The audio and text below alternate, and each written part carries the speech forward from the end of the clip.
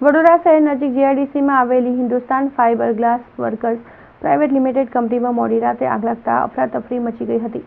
વડોદરા શહેર નજીક પોર્ટ જીઆઈડીસીમાં આવેલી કંપનીમાં મોડી રાતે આગ લાગવાની ઘટનાથી ફાયર બ્રિગેડના તંત્રમાં ભારે દોડધામ મચી હતી। સૂત્રો દ્વારા મળેલી માહિતી અનુસાર પોર્ટ જીઆઈડીસીના પ્લોટ નંબર 131 ખાતે Hindustan fibre glass workers private limited company આવેલી છે, જેમાં રાત્રિના 12 વાગ્યાની આસપાસ એકાએક આગ લાગતા ભારે દોડધામ મચી ગઈ હતી। જોતજોતામાં આગે વિકરાળ સ્વરૂપ ધારણ કરી લીધું હતું।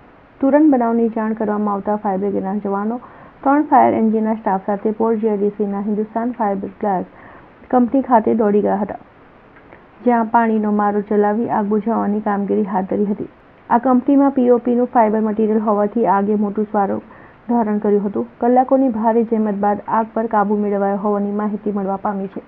જો કે આગ કયા કારણોસર લાગી કે લગાવવામાં આવી તે જાણી શકાયું નથી।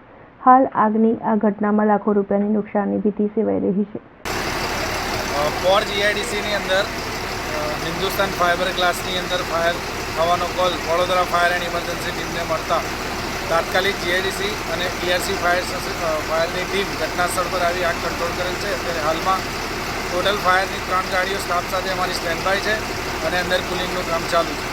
સાહેબ, કોઈ જાનહાની હોય એવું કોઈ જાનહાની થઈ નથી અને અત્યારે હાલમાં ફાઇબર મટીરિયલ છે, એટલે one type of plastic materials કહેવાય, એટલે એના કારણે અમે અત્યારે એનો ફોર્મનો મારો ચલાવી આગ કંટ્રોલ કરેલ છે। સાહેબ, આગ હોવાનું કારણ કંઈ બહાર હજુ અમારી તપાસ ચાલુ નથી કરી। જ્યાં સુધી આગ સંપૂર્ણપણે પૂર્ણ ના થાય ત્યાં સુધી અમે પહેલાં ફાયર પર ફોકસ કરી અને પછી આગળની કાર્યવાહી। કેટલા કલાક સાહેબ આગ ચાલુ રહે? લગભગ કલાક 1 જેવું થયું અમારે।